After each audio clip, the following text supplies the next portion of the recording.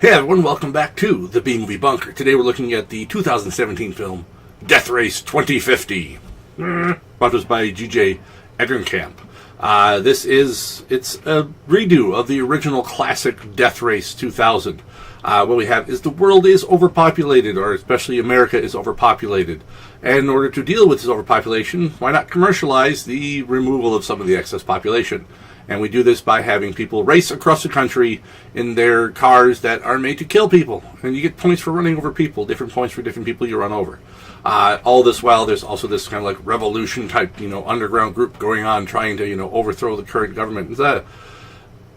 This one, you got to know what you're getting into, first of all, when you go into this Death Race 2050. I mean, yes, there was the film a couple of years back as well, but this is more like a redo of the original one with David Carradine.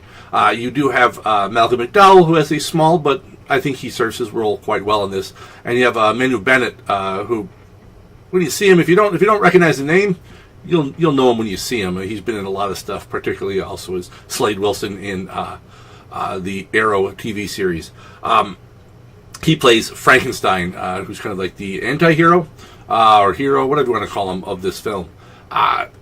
This is, it has what some of the original Death Race had, and this is obviously camp and cheesy, but it still has some political commentary in the whole, this kind of reality TV, and then the kind of general apathy of a lot of people, or just the downright disdain or dislike of other people just simply because they're not you, or they're not exactly like you, or whatever. And the relishment that people get in the suffering of others, as these other people are run down by these cars.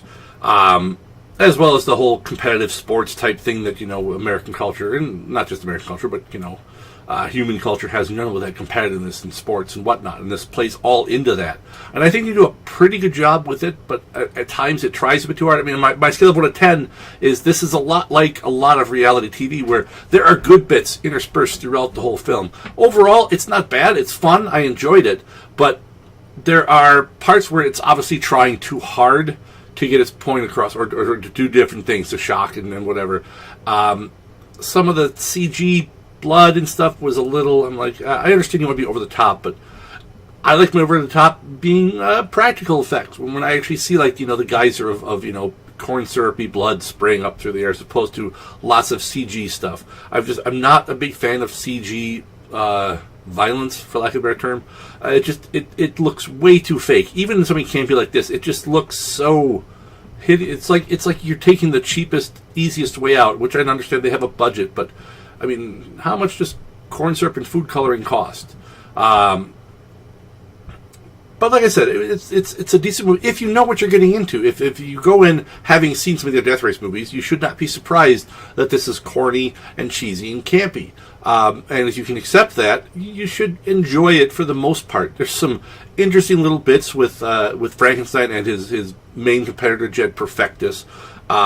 And I like that character in general, Jed Perfectus. Actually, I think the actor plays him really well. And again, kind of over the top. Everything is, and so much of this is so over the top. Manu Bennett plays the whole stoic, kind of, almost emo, kind of, grumbly, grouchy, cynical, anti-hero in this. But definitely one worth checking out, I think, if you're a fan of the original, even if you're a fan of the, the remake that they did, a couple of years back.